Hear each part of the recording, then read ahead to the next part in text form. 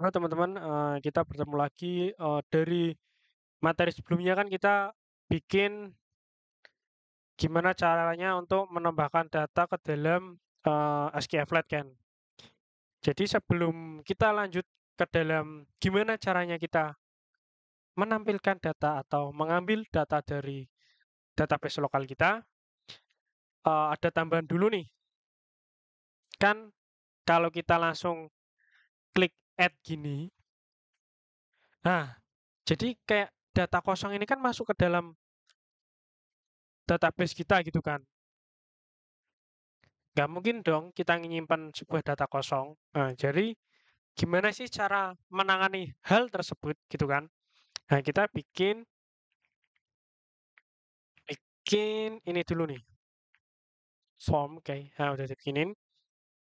Ya ini buat apa? Nah, kita bungkus dulu paddingnya ini dengan sebuah form. Formnya kan ada sebuah key-nya. Key-nya kita dari form key ini. Jadi kayak untuk nanganin biar data ini tuh nggak kosong gitu loh, kayak ada validatornya gitu. Tapi kita pakainya nggak text field, kita pakainya itu text from field. Nah, terus di sini ada validatornya. Udah nih, validatornya. Ketika datanya null atau is empty, maka keluar nih tulisan ini nanti di bawahnya sini. Please enter your name. Nah, yang bawah juga nih. Nah, tapi sebelum yang bawah tak ubah, nah ini biar teman-teman lihat dulu nih perbedaannya nih. Nah, kan ini ketika aku ngeklik kan dia langsung ngirim ke sini gitu kan. Jadi sebelum dia apa namanya nge-insert ini, aku mau ngasih sebuah intinya kayak sebuah pembatas dulu gitulah. Ini udah nih. Is form case that validate sama dengan eh, tidak sama dengan true atau enggak bisa kita baca tuh kayak apa namanya? Apakah value-nya ini tuh kosong gitu kan. Jadi kalau kosong ya kita nggak bisa ngejalanin yang bawahnya gitu. Misal nih, kan yang atas misal nih kosong semua kan, tak klik add. Nah, jadi yang sudah dipasang dengan validator ini, maka dia akan muncul nih tulisan yang kita bikin ini kan. Tapi kita harus pakai yang text form field. Kalau text field ini dia nggak ada validatornya. Nah, dia tuh nggak ada. Jadi kita di sini tulis aja text from field. Di sini kita kasih validator juga. Validator, oke. Nah, ini dibikinin apa nih? Alah, nggak usah sampai panjang-panjang gini lah. Ini dia untuk mendeteksi apakah dia ada. Kan kalau email kan harus tipenya email gitu kan. Kan ini udah dua nih, tak add. Nah, jadi dua kan. Nah, ini jadi cara untuk biar kita tidak meloloskan sebuah data yang kosong dan kita kirimkan ke database kita gitu loh. Nah, kan udah nih. Aman berarti kan? Nah, terus setelah itu aku tadi sebelumnya kan kayak ngasih tahu teman-teman nih bahwa kalau di apa namanya? Ketika ininya beda atau key-nya beda dengan yang ada di database kita, itu tuh nanti bisa error gitu kan. Sama yang kita bikin itu bisa error. Apakah benar sih? Nah, ini coba ya. Name-nya tak ganti nama, tak save.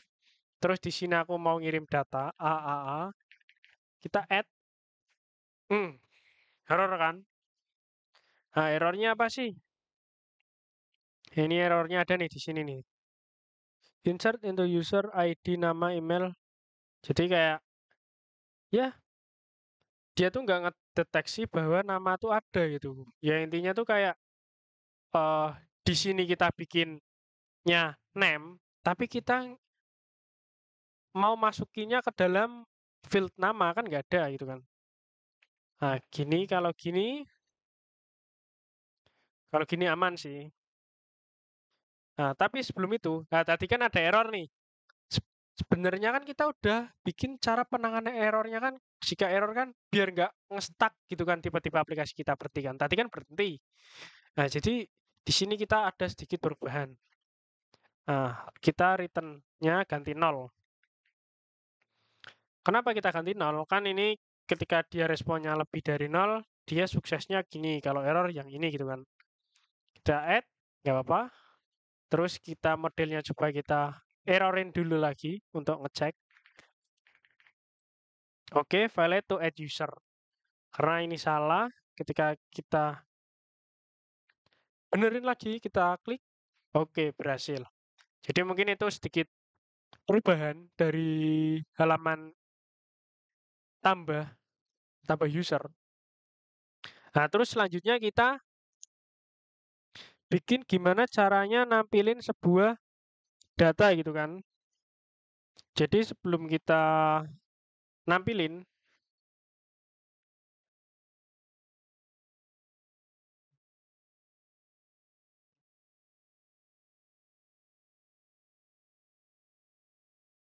kita ke dalam DB helper dulu. Kita bikin fungsi get datanya terlebih dahulu gitu kan. Oke, jadi kita bikin fungsi get usernya. Kita feature,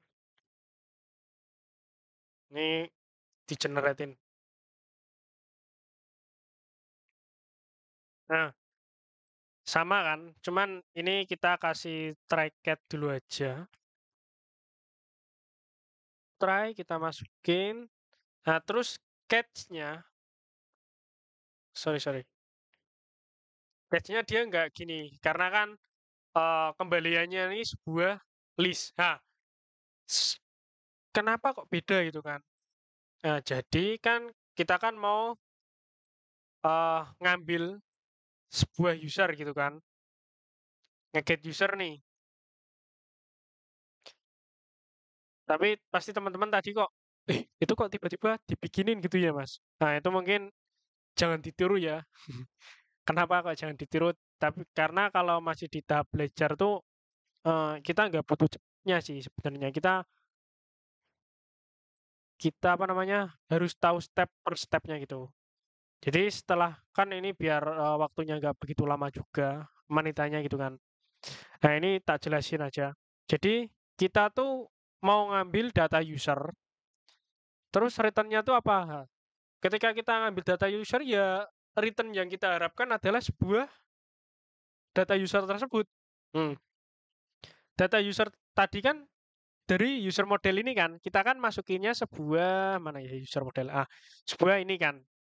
Terus kembaliannya ya aku maunya user model juga. Nah, kembaliannya tuh yang ini, from map ini. Jadi kita nanti dapatnya itu ID, nama dan juga emailnya gitu kan. Terus kenapa kok ada list juga di sini? Nah, jadi ketika cuman kita nge-return user model gitu kan itu cuma satu user. Sedangkan yang kita kirim ke database kan nggak cuma satu user, banyak user gitu kan. Nah, setelah itu kita tuh tampung user-user itu ke dalam list gitu maksudnya. List itu seperti array. List tuh misal nih, kan ini sebuah list. Nah, jadi data usernya tuh seperti ini, kayak map, map, map gini. Jadi kalau list tuh, jadi dia tuh datanya tuh nantinya seperti ini. Kalau cuman user model doang, nggak kita kasih list, ya udah cuman satu data gini toh. Kalau gitu, ya ngapain kita bikin kayak database, kayak seperti database gitu, kalau cuman kita nge-get-nya satu gitu kan. Nah, tapi itu bisa kalau satu, itu kayak get user saja. Karena ini kan kita bikinnya get all user, kita mau nampilin semua data user yang kita simpan ke dalam database gitu kan. Terus yang ini samalah seperti yang di atas ini. Nah, terus yang sini Ah, kita nunggu dulu nih, terus kita nge-query tabel tabel user. Kita ambil datanya gitu kan. Setelah kita ambil, kita simpan ke dalam map ini. Nah, terus mapnya ini dia tipenya string dynamic. Jadi seperti ini. Ini kan sama nih. Ini kan string, terus datanya ini kan dinamik. Jadi apa sih dinamik itu? Nah, string teman-teman tahu lah. Kalau key kan pasti string gitu kan. Nah, kalau dinamik kan nggak semua data itu string. Jadi kayak ada integer, ada boolean, terus ada apa number gitu kan. Itu kan nggak bisa kita patok kan. Nah, jadi kita kasih sebuah dynamic. Nah, setelah itu ini di-generate terus kita masukin ke dalam user model from map ini. Kita tampung di dalam sini. Terus kita return kan, dimasukin ke sini. Ketika gagal ya kita nge-return sebuah list kosong gitu kan. Nah, udah nih. Kita udah bikin fungsi untuk apa namanya? Cara nge-get data dari database-nya gitu kan. Setelah itu gimana sih cara nampilinya gitu kan. Gimana sih gitu kan. Nah, kita mungkin bikin file baru homepage.dart, kita bikin stateful juga, kita bikin homepage. Oh, sorry. Kita gini scaffold. Nah, mungkin gini dulu lah, nggak apa-apa. Atau enggak, kita bikin dia sebuah list view. Kita kasih padding 16, kita kasih children. Oke, udah nih. Setelah body, kita mau tak kasih floating action button. Ini udah. Terus dia di sini navigasi ke halaman add. Udah nih. Jangan lupa diimport. Ya udah. Kok belum keganti sih tampilan dari handphonenya ini kan? Nah, kita ke main Dart. Kita ganti ini dengan homepage. Kita save, ini udah nggak kepakai, kita hapus. Nah, ini udah nih, muncul nih. Nah, ketika kita klik yang bawah ini kan floating action button ini kan. Nah, dia ke halaman add user, ini halaman homepage. Nah, terus di halaman homepage ini, kita bikin sebuah fungsi. Kok sebuah fungsi? Oh, bukan sebuah fungsi. Kita bikin sebuah variabel untuk menampung data yang telah kita ambil tadi gitu loh. Jadi kita kasih let dulu. Terus kita futur, sorry. Kasih futur, terus kita bikin apa nih? Nah, kan kita mau nyimpan sebuah datanya itu sebuah list. Kayak samalah kayak ini gitu kan. Jadi kan dia ngelemparnya sebuah data ini, terus kita nangkepnya juga sama dong. Kita copy aja, kita paste. Dan nih kan, kita di sini kasih kita underscore users. User list misal. Terus kita jangan lupa import datanya dulu. Kontrol titik. Udah kan? Ya ini kenapa kok kita kasih underscore gitu kan? Jadi yang bisa ngakses itu cuma di dalam file ini aja gitu mas. Nah setelah itu gimana sih cara implementasi kita manggil fungsi dari get all user ini kan? Nah, kita di sini init state dulu. Jadi init status setiap kali halaman ini dipanggil, dia tuh pertama kali yang ke render. kepanggil gitu loh maksudnya, ke loading gitu. Kita set state. Jadi set state itu hanya ada di stateful ya. Karena stateless itu kayaknya sepertinya sih nggak ada harus stateless. Oh, nggak bisa gini. Ini nggak muncul lampunya itu kok. Oke lah, nggak apa-apa. Nah, terus kita di sini tuh user list sama dengan kita panggil DB helper kita tadi, terus kita panggil fungsi get all user. Udah nih. Jadi cara bacanya kita manggil fungsi ini, terus kita simpan ke dalam user list. User list kan ini kan. Kan returnnan dari ini kan sebuah list model. Nah, terus kita tampung ke dalam sini. Yang dia tipenya tuh juga sama gitu loh. Nah, terus fungsi set state di sini apa sih? Nah, jadi fungsi set state di sini misal ada penambahan data baru, itu tuh langsung ke update gitu loh. Nah, udah nih, udah kan? Nah, terus bagaimana cara uh, menampilkan datanya gitu kan? Cara menampilkan data dari user ini, mungkin kita hapus ulang lagi yang ini, bodinya. Nah, kita di sini pakai namanya Future Builder. Nah, fiturnya ini kita pakai apa? Kita pakai user list ini. Nah, terus kita mau nge-build apa sih gitu kan? Kita Control Enter aja. Nah, ini. Nah, di sini tuh ada beberapa penanganan. Kita save dulu aja nggak apa? Oh, kok malah ke atas sini. Kita rapiin dulu, oke. Udah nih. Nah, di sini kita bisa kasih beberapa kayak ketika loading dia ngapain, ketika error dia ngapain gitu kan. Kan nggak semuanya waktu kita nge-get data nih pasti langsung berhasil gitu kan. Atau enggak waktu datanya kosong nih apa yang mau kita lakukan gitu kan. Nah, gini kita kasih if, nah terus snapshot titik. Nah, udah nih. Connection state sama dengan gini, aduh kebanyakan. Connection, sorry. Connection, ini kan ada nih, connection aktif, down, non, atau waiting. Kan waiting kalau waktu nge-get datanya gitu kan. Kan nunggu nih, apa yang mau aku lakukan sih? Nah, kita return. Kita kasih sebuah circular progress indicator atau loading gitu kan.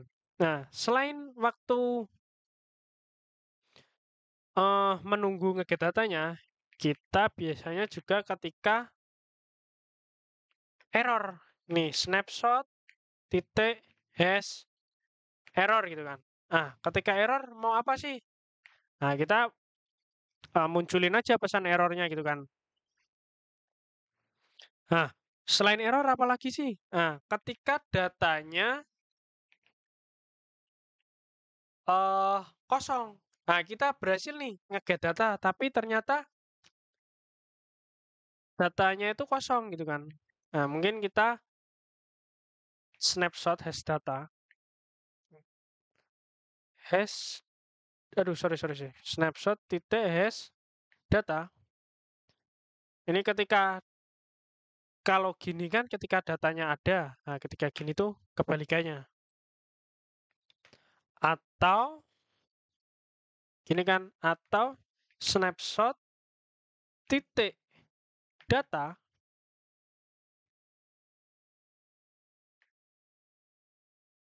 is empty. Jadi datanya itu kosong. Nah, kita return aja sebuah tag no data found. Nah, terus ketika semuanya apa namanya berjalan lancar gitu kan. Nah, kita else aja di sini.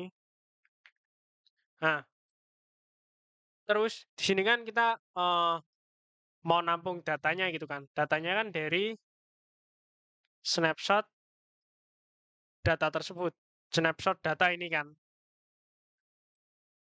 Kita tampung dulu aja datanya. Final user sama dengan ini. Jadi data yang kita ambil dari database ini, kayak user list ini, kita snapshot datanya, terus kita simpan ke dalam user ini. Nah, selain itu mungkin udah nih. Kan ini udah kesimpan datanya kan. Nah, selanjutnya kita mau ngeluarin datanya. Gimana sih cara ngeluarinnya? Nah, mungkin kita pakai kita return sebuah list view yang builder ini. Jangan lupa titik koma. Kita mau nge-build apa gitu kan. Nah, sebelum kita masuk ke dalam buildernya yang ini, kita kasih item count-nya dulu. Nah, jadi kayak panjang dari data yang kita build gitu loh. Ya, jadi panjangnya tuh dari users itu kan titik length. Jadi panjangnya tuh sama dengan panjang data ini. Ketika panjang misal nih, teman-teman datanya pakainya yang ini. Tapi usernya ini mau kasih statik, yaitu jadi masalah nantinya. Nah, udah nih kan, list view builder. Nah, terus kita return aja.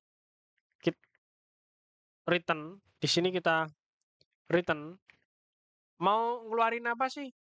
Ah, ini, aduh, sorry. Aku tak keluarinya sebuah listel aja lah. Jadi user index name gini. Nah, tapi biar nggak setiap itu kita bikin index terus gitu. Aduh, sorry, kepencet. Biar kita nggak terus indeksnya di dalam sini, mungkin kita final users terus index gini aja. Nah, terus kita pakainya yang user. Oke, udah. Terus kita save. Harusnya datanya keluar. Oke, ini kenapa nih? User list. Oh, kayaknya tadi aku nyoba ada yang datanya kosong kayaknya. Iya ya. Nah, ini ya. Coba. Aman sih. Nah, ini kan tadi kan aku nyoba waktu kita nge-create kalau nggak kita tanganin gini kan. Jadi dia masuk nih data kosong nih. Nah, terus data ini tuh hilangnya tuh kapan sih gitu. Kan lokal nih. Terus ketika kita matiin handphonenya apakah datanya masih ada gitu kan. Nah, itu misal nih tak matiin handphonenya. Terus aplikasinya tak buka lagi gitu kan. Ini kan mungkin teman-teman juga bertanya nih, apakah datanya ketika kita close aplikasinya terus masuk lagi, apakah datanya masih ada? Nah, kita tunggu dulu. Dan pastinya seharusnya datanya itu masih ada. Karena kita kan nyimpen di lokal kita. Nah, kita simpan di dalam aplikasi ini kan. Bener kan masih ada. Terus ketika hilang tuh ketika apa sih? Ketika datanya hilang tuh mungkin kita matiin ya. Kalau hilang tuh waktu kita uninstall ya pasti hilang atau kita mungkin ketika kita clear storage-nya. Coba nih, apakah datanya hilang juga?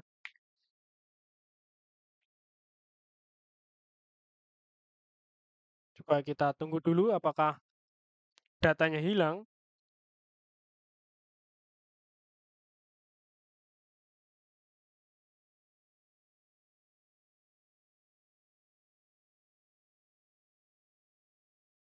Nah, ternyata datanya hilang nih. Nah, terus ini keluar sebuah pesan nih.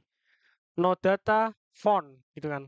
Jadi kan ini nih, ketika waktu kita nanginin di sini nih, ketika datanya tidak ada atau datanya is empty ini kan,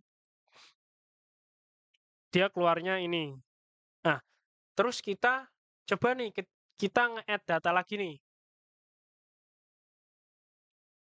Misal adit, ini adit at gmail.com.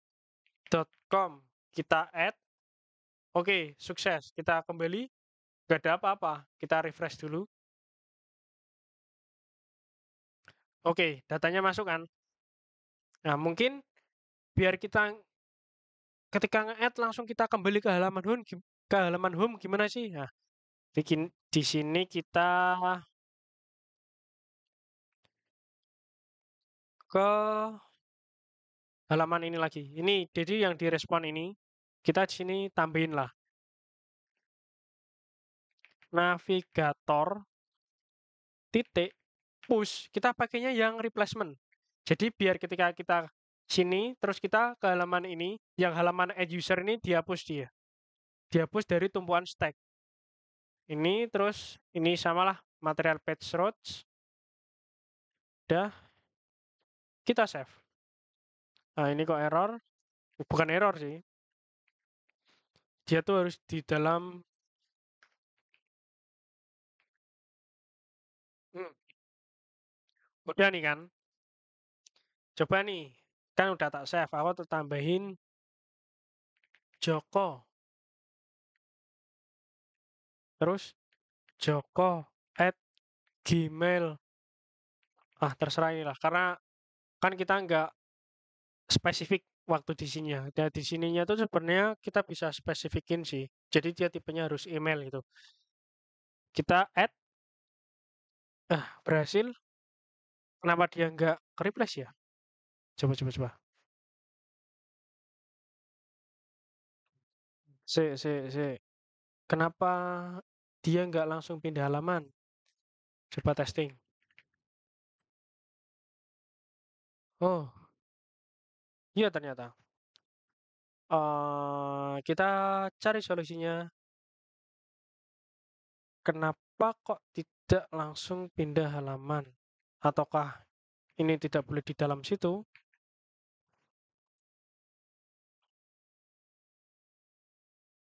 Kita coba lagi. Oh, dia tidak bisa. Saya bentar, bentar, bentar. Kita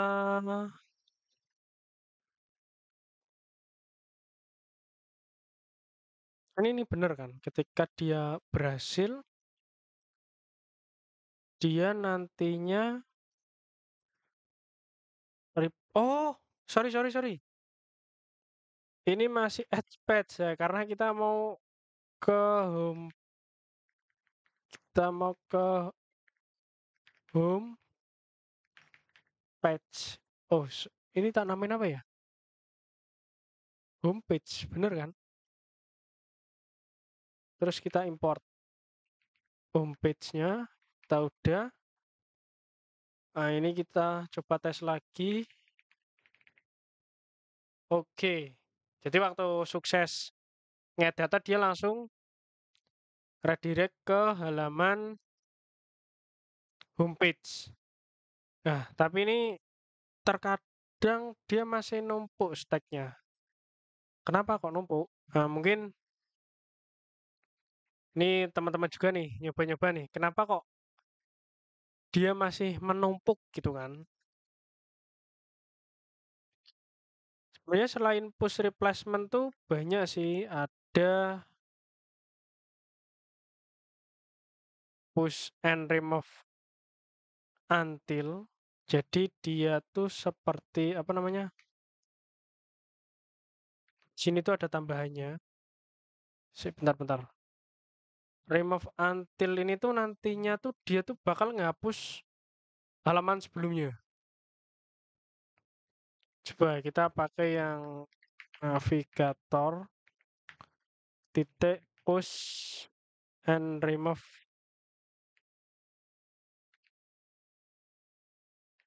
Oh, salah, salah, sorry, sorry. Pakai material page route. build-nya kita ke home page, terus